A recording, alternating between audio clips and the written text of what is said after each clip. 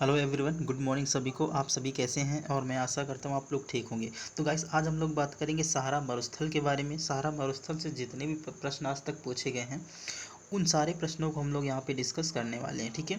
तो आज हम लोग पढ़ेंगे सहारा मरुस्थल और दक्षिण अफ्रीका के जितने भी माउंटेन्स हैं, दक्षिण अफ्रीका के जितने भी पठार हैं, दक्षिण अफ्रीका के जितने भी घास के मैदान हैं, उन सारे के सारे चीज़ों को हम यहाँ पर कवर करने वाले हैं, ठीक है। बशर्ते आप लोग वीडियो में शुरू से अंत तक बने रहें, तो बेशक आज आप कुछ नया सीखने वाले हैं।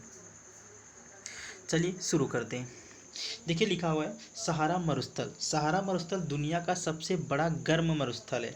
अगर पूछे तुमसे कि दुनिया का सबसे बड़ा मरुस्थल कौन सा है, तो उसमें आएगा अंटार्कटिका, ठीक है। कौन सा आएगा? अंटार्कटिका आएगा, ठीक है। लेकिन अगर दुनिया का सबसे बड़ा गर्म मरुस्थल पूछता है तो आपको बताना है कि वो है सहारा का मरुस्थल, ठीक है। इसका क्षेत्रफल कितना है, तो आपको लिखा हो 9200 और 000 वर्ग किलोमीटर, ठीक है। अगर इसके बाद यहाँ पे पूछे कि पृथ्वी का कुल भूमि है उसका ये कितना क्षेत्रफल है, तो बताओगे कुल पृथ्वी का लगभग 8% भाग जो है वो फैला हुआ है सहारा मरुस्थल के अंदर। दूसरा बात, अगर हम लोग बात करेंगे कि इसमें टोटल कितने देशों को शामिल किया गया है, तो इसमें टोटल 11 देश हैं। किसी किसी बुक में 10 देश लिखा हुआ है, तो आप लोगों को घबराने का नहीं है बिल्कुल भी, ठीक है। उन देशों को हम लोग सीक्वेंस से याद कर लेंगे, बहुत ही सरल तरीका है, ठीक है। जैसे हम लोग यहाँ पर आए, हमने आपको एक दिन बताया था कि ये नंबरिंग करके आपको याद करना है, ठीक है। सबसे पहला जो देश आएगा वो इजिप्ट आएगा। कौन सा आएगा? इजिप्ट आएगा। इजिप्ट के बाद जब आप जैसे ही आप ऊपर चलोगे, ठीक है, जैसे ही आप इजिप्ट के ऊपर चलोगे, ठीक है, इजिप्ट के ऊपर चलोगे तो लीबिया नामक एक देश आएगा। लीबिया के जैसे ही आप ऊपर आओगे इस तरफ, तो यहाँ पे ट्यूनीशिया नामक देश है। ट्यूनीशिया के जैसे ही आप नीचे आओगे तो यहाँ पर अल्जीरिया नामक एक देश है। अल्जीरिया के जैसे बगल में आओगे आप तो यहाँ पर मोरक्को नामक देश है। मोरक्को के जैसे आप नीचे आएंगे तो वेस्टर्न सहारा है। वेस्टर्न सहारा के जैसे नीचे आएंगे तो आपको एक देश मिलेगा जिसका नाम है मेरिटोनिया। मेरिटोनिया के जस्ट नीचे आओगे तो मेरिटोनिया के नीचे जस्ट एक देश है जिसको माली बोलते हैं।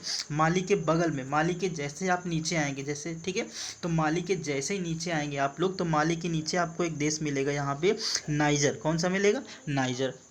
नाइजर के बीच में मिलेगा चाड और चाड के बगल में मिलेगा यहाँ पे सूडान, ठीक है। तो यहाँ पर टोटल 11 देशों को शामिल किया जाता है, यानी कि ये वो देश हैं जहाँ पर सहारा मरुस्थल फैला हुआ है, ठीक है। तो कौन कौन से देश हो गए? सबसे पहले इजिप्ट हो गया, फिर लीबिया हो गया, देखो सीक्वेंस याद रखना है। लीबिया, इसके बाद ट्यूनीशिया, इसके बाद अल्जीरिया, मोरक्को, वेस्टर्न सहारा, ठीक है। इसके बाद माली, इसके बाद माली नहीं, मेरिटोनिया, माली हो गया। इसके बाद क्या हो गया? नाइजर हो गया, चाड हो गया और सूडान हो गया।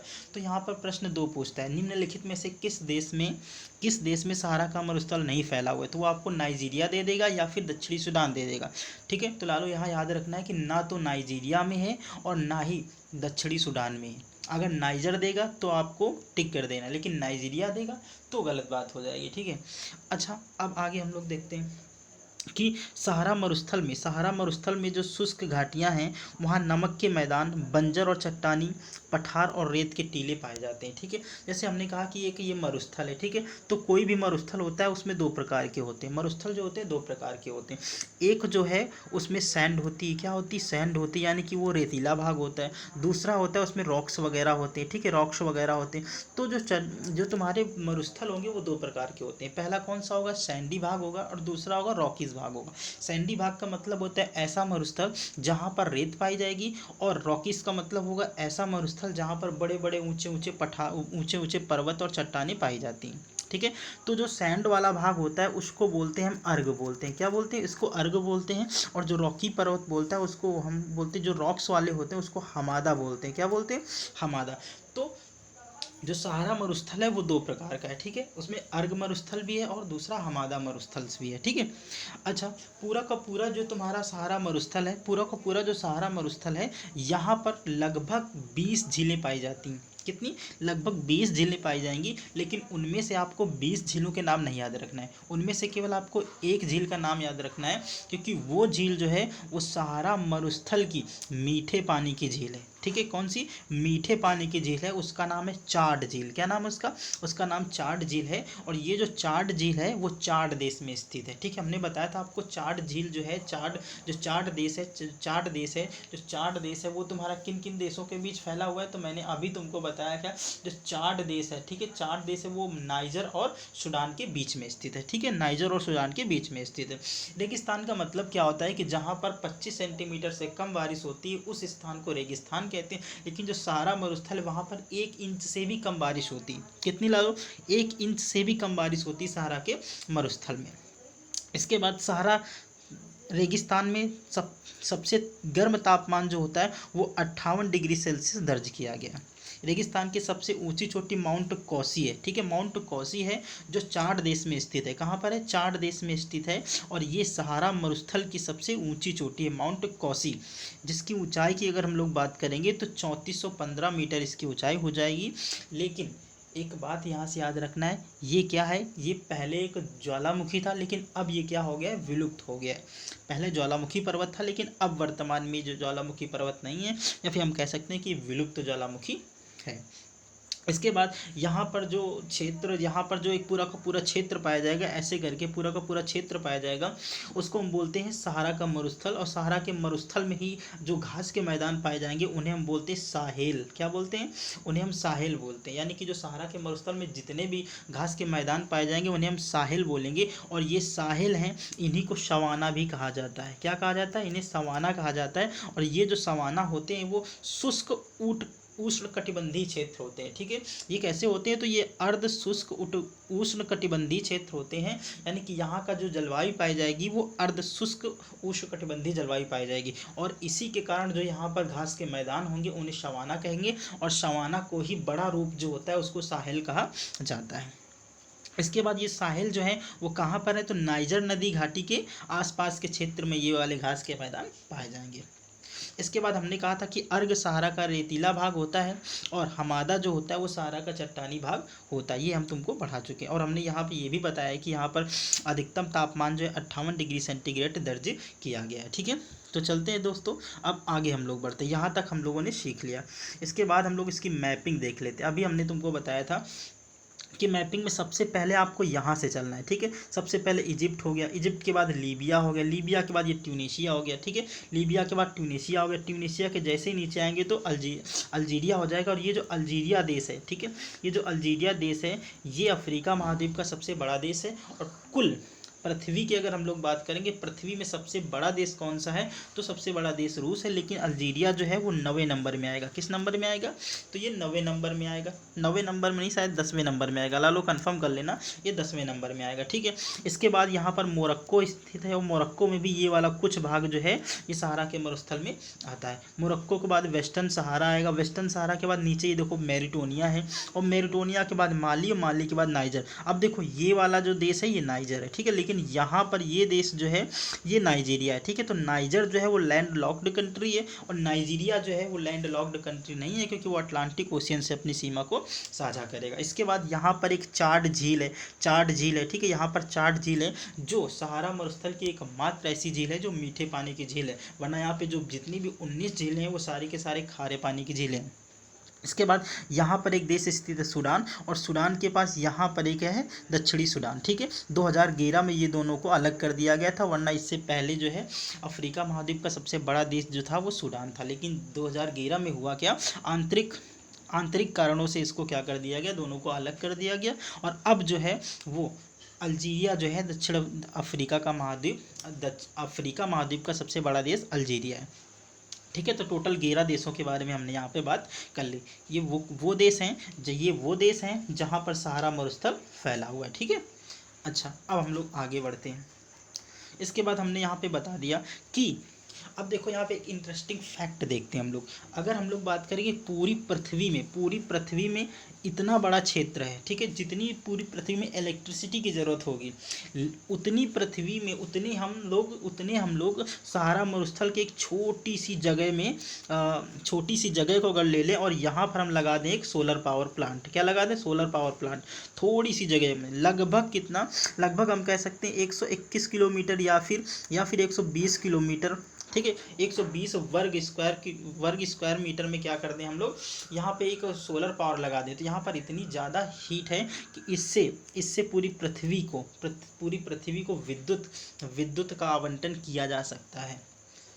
ठीक है, पूरे वर्ल्ड की जो है, पूरी वर्ल्ड की इलेक्ट्रिसिटी यहीं से प्रोवाइड हो सकती है। लेकिन कारण यहाँ पे इतना करे कौन?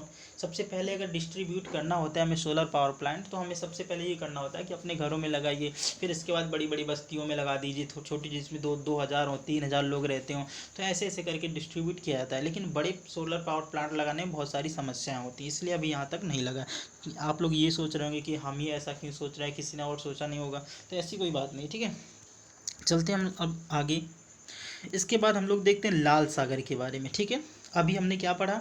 अभी हमने पढ़ा सहारा मरुस्थल। हमने कहा कि सहारा मरुस्थल जो है विश्व का दूसरा सबसे बड़ा मरुस्थल है। सबसे बड़ा मरुस्थल जो है वो अंटार्कटिका है। ठीक है, अंटार्कटिका मरुस्थल जो है वो जो है ठंडा मरुस्थल है, लेकिन जो विश्व का सबसे बड़ा गर्म मरुस्थल है वो कौन सा है? तो उसको बताओगे आप लोग, सहारा मरुस्थल। सहारा मरुस्थल 11 देशों में फैला हुआ है। सहारा मरुस्थल को 2 भागों में बांटा जाता है, एक अर्ग हो गया, दूसरा हमादा हो गया। यहाँ पर जो टेम्परेचर है वो 58 डिग्री सेंटीग्रेड किया गया है, और यहाँ पर जो टोटल 20 झीलें पाई जाती हैं उनमें से 19 झीलें जो है वो खारे पानी की हैं, लेकिन एक झील जो है वो मीठे पानी की। ठीक है, उस एक झील का नाम हमने बता दिया कि वो चाट झील है। लेकिन अब हम लोग बात करेंगे लाल सागर की। लाल सागर के बारे में कुछ फैक्ट हैं, उनको हम लोग यहाँ पे देख लेते हैं। सबसे पहले अफ्रीका और एशिया के बीच हिंद महासागर का प्रवेश द्वार कहलाता है। कौन? तो लाल सागर जो है वो अफ्रीका और एशिया के बीच हिंद महासागर का प्रवेश द्वार कहलाता है। इसके बारे में अगर हम लोग देखें तो ये देखो, गल्फ ऑफ अदन है, ये अदन की खाड़ी है, और यहाँ पर लाल सागर है। ठीक है, लाल सागर है, और यहाँ पर एक जल संधि जिसको बोलते हैं बाब अल मंदेव जल संधि। क्या बोलते हैं इसको? बाब अल मंदेव जल संधि बोलते हैं। और ये जल संधि जो है वो रेड सागर को अदन की खाड़ी से जोड़ती है। अब बात करें हम लोग यहाँ पर देखो, ये वाला इलाका है, ठीक है, इसको बोलते हैं अकावा की खाड़ी। कौन सी है? ये अकावा की खाड़ी है। और ये वाला जो है, ठीक है, इसको बोलते हैं स्वेज की खाड़ी। अकावा की खाड़ी और स्वेज की खाड़ी दोनों से एशिया अफ्रीका महाद्वीप से अलग हो जाता है। ठीक है, लेकिन बात है यहाँ पर, ठीक है, यहाँ पर यहाँ पर चट्टानी भागों को काट कर एक झील बनाई गई, और वो चट्टानी जो भाग था वो लगभग 193 किलोमीटर था, लगभग 193 किलोमीटर था। और इस 193 किलोमीटर भाग को काट कर के यहाँ स्वेज नहर बनाई गई। 1859 में इसको काम को शुरू किया गया, और 1869 में ये काम पूरा हो गया। ठीक है, तो लाल सागर जो है, लाल सागर से कौन कौन से देश सीमा बनाएंगे, तो मैं आपको यहाँ से बता दूँ। सबसे पहले यहाँ पर देश है, यहाँ पर एक देश है अल्जीरिया, नहीं सॉरी, अल्जीरिया नहीं, यहाँ पर एक देश है इजिप्ट। कौन सा है? इजिप्ट। इजिप्ट के बाद यहाँ पर आ जाएगा सूडान देश। कौन सा आ जाएगा? सूडान आ जाएगा। सूडान के बाद इरिट्रिया आ जाएगा। इरिट्रिया के बाद जिबूती आ जाएगा। तो अगर अफ्रीका के टोटल कितने देश लाल सागर से सीमा साझा करेंगे? तो टोटल 4 देश सीमा साझा करेंगे। और अगर हम लोग बोले एशिया के कितने देश, तो एशिया का सबसे पहले यहाँ पर एक जॉर्डन देश है, फिर ये अरबियन सागर, ये जो है ये तुम्हारा सऊदी अरब हो जाएगा, और यहाँ पर एक देश स्थित है जिसको बोलते हैं यमन। क्या बोलते हैं? यमन। तो अफ्रीका महाद्वीप के 4 और एशिया महाद्वीप के 3 देश, तो टोटल कितने देश? 7 देश जो है वो लाल सागर से अपनी सीमा को साझा करते हैं। ठीक है, तो लाल सागर को अदन की खाड़ी से कौन जोड़ेगा? बाब अल मंदेव जल संधि। अकावा की खाड़ी कहाँ स्थित है? लाल सागर के उत्तर में स्थित है। और स्वेज नहर कहाँ स्थित है? ये भी उत्तर में स्थित है। स्वेज नहर जो है वो रेड सागर को भूमध्य सागर से जोड़ने का काम करती है, और इसको 1859 में निर्माण शुरू किया गया, और 1869 में ये बन के तैयार हो गई। अच्छा, इसके फैक्ट के बारे में अगर हम लोग यहाँ से देखें तो ज़्यादा कुछ भयभीत होने की बात नहीं, ये हम लोग पहले ही भी पढ़ चुके हैं। दुनिया का सबसे खारे जल निकायों में से एक है। इसकी औसत लवणता कितनी है? 40 डिग्री है। पानी की सतह पर लाल रंग के शैवाल पाए जाते हैं। पानी की सतह का मतलब होता है जो तुम्हारा लाल सागर है, लाल सागर के जो नीचे चट्टाने हैं, नीचे सतह है, उसमें एक शैवाल पाया जाता है जिसको बोलते हैं लाइकोडेसियम एरिथ्रियम। क्या बोलते हैं? लाइकोडेसिमियम एरिथ्रियम। ठीक है, ये एक शैवाल होता है, और ये जो शैवाल होता है वो लाल रंग का होता है। कैसा होता है? ये लाल रंग का होता है, इसीलिए यहाँ का पानी जो होता है रेड सी का, ये लाल होता है। ठीक है, इसके सीमावर्ती देश कौन कौन से? इजराइल हो जाएगा, मिस्र, सऊदी अरब, यमन, सूडान, इरिट्रिया और जिबूती। ये सारे के सारे वो देश हैं जो इससे सीमा साझा करते। देखो इजराइल जो ये अकावा की खाड़ी से सीमा साझा करेगा, और मैंने कहा था जो इजराइल है वो भूमध्य सागर के एकदम पास में स्थित है। तो इजराइल को कभी कभी नहीं लेते हैं, कभी कभी ले लेते हैं, तो वो अपनी बात है। अगर इजराइल ऑप्शन में देगा तो उसको आपको कंसीडर करना है, अगर नहीं देता है तो आपको नहीं कंसीडर करना है। ठीक है, फिर हमने बताया था आपको बाब अल मंदेव जल संधि, अदन की खाड़ी और लाल सागर के मध्य स्थित है। अदन की खाड़ी क्या करती है कि ये हिंद महासागर को किससे, रेड सागर से जोड़ देती है। इसके बाद उत्तर में सिनाई प्रांत स्थित है। मैंने ये बताया था कि ये वाला जो है, ये वाला इलाका जो है, ये वाला, ठीक है, ये मिस्र का एक पार्ट है जिसको बोलते हैं सिनाई प्रांत, ठीक है। सिनाई प्रांत जो है, सिनाई प्रांत स्वेज नहर जब से बनी है तो सिनाई प्रांत को दो भागों में बांट दिया गया, यानी कि मिस्र को दो भागों में बांट दिया गया स्वेज नहर के बनने से। जो इसका उत्तर वाला भाग हो जाता है उसको सिनाई प्रांत बोलते हैं, और इसका जो दक्षिण वाला भाग हो जाएगा उसको हम लोग मिस्र बोलते हैं, यानी कि इजिप्ट बोलते हैं, ठीक है। तो सिनाई प्रांत को दो, यानी इजराइल मिस्र को दो भागों में कौन बांटेगा, तो बता दोगे, स्वेज नहर बांटेगी, ठीक है। इसके बाद उत्तर में सिनाई प्रांत, अकावा की खाड़ी और स्वेज की खाड़ी स्थित है। ग्रेट रिफ्ट वैली यहीं पर स्थित, इसको बेसिन वर्तमान में 1 या 2 सेंटीमीटर की दर से बढ़ रहा है, यानी कि ये वाला जो है रेड सागर जो है, ये पहले एक झील हुआ करती थी, ठीक है। लेकिन जो रिफ्ट वैली, यहाँ पे जो घाटियाँ हैं वो एक दूसरे से दूर जा रही हैं, और ऐसा समय आएगा लाखों करोड़ों वर्ष पहले कि ये जो अभी सागर है ये महासागर में कन्वर्ट हो जाएगा, ठीक है। क्योंकि ये जो रिफ्ट वैली आपको दिख रही है, ये वाली, ठीक है, ये वाली रिफ्ट वैली दिख रही है, ये हो जाएगा लाखों या करोड़ों साल बाद। ये वाली जो प्लेट है, ये वाली प्लेट जो है यहाँ से दूर आ जाएगी। जब ये प्लेट यहाँ से दूर आ जाएगी तो यहाँ पर एक सागर का निर्माण हो जाएगा, ठीक है। किसका, सागर का निर्माण हो जाएगा। और जब यहाँ सागर का निर्माण हो जाएगा तो एक नया महाद्वीप बन जाएगा, ठीक है, एक नया महाद्वीप बन जाएगा। क्योंकि ये पहले जो है, पहले यहाँ चट्टान थी, ठीक है, चट्टानें धीरे धीरे आपस में क्या होने लगी, दूर जाने लगी। जैसे यहाँ पर दूर जाने लगी तो यहाँ पर एक गर्त बना, गर्त यानी कि यहाँ गड्ढा टाइप बन गया, और जब यहाँ पर गड्ढा टाइप बन गया तो यहाँ पर पानी भरने लगा। तो जब छोटा था तब यहाँ पे हमने कह दिया कि एक झील टाइप का बन गया। लेकिन जैसे जैसे ये प्लेटें आपस में दूर जा रही हैं वैसे वैसे किसका, एक सागर का निर्माण हो गया, ठीक है। लेकिन जैसे जैसे बहुत दूर चली जाएंगी तो वैसे महासागर का निर्माण हो जाएगा, ठीक है। तो यही अंदाज़ा लगाया जा रहा है कि लगभग करोड़ों वर्ष बाद क्या होगा कि यहाँ से ये वाली प्लेट जो है ये टूट के इस तरफ आ जाएगी, और यहाँ पर एक महासागर का निर्माण हो जाएगा, और ये जो इधर खिसक के आएगी तो इसको हम बोलेंगे कि एक नया महाद्वीप है। इसके बाद लाल सागर अच्छी गर्त का उदाहरण। मैंने अच्छी गर्त आपको बता दिया कि जब चट्टानें एक दूसरे से दूर जा रही होती हैं तो उनके बीच में पानी का जमाव होता है, पानी का भराव होता है, और ये जब चट्टानें एक दूसरे से बहुत ज़्यादा दूर चली जाएंगी तो यहाँ पर सागर और महासागर का निर्माण हो जाएगा, और इसीलिए हमने कहा कि यहाँ से एक नया महाद्वीप बनने की संभावना बहुत ज़्यादा है, ठीक है। तो दोस्तों आज हम लोग क्या क्या पढ़ा, आज हमने पढ़ा सहारा मरुस्थल और लाल सागर के बारे में, ठीक है। तो कल हम लोग पढ़ेंगे कि और जो दक्षिण अफ्रीका महाद्वीप की कितनी तुम्हारी प्रमुख नदियां हैं, दक्षिण अफ्रीका की कितने यहाँ पे घास के मैदान पाए जाते हैं, उन सभी को हम लोग कल चर्चा करने वाले, ठीक है। तो आज का अगर आप लोगों को वीडियो अच्छा लगा हो तो आप लोग चैनल को सब्सक्राइब करिए, और वीडियो पे नए हैं तो वीडियो को ज़्यादा से ज़्यादा शेयर करिए, ठीक है। तो जय हिंद, जय भारत।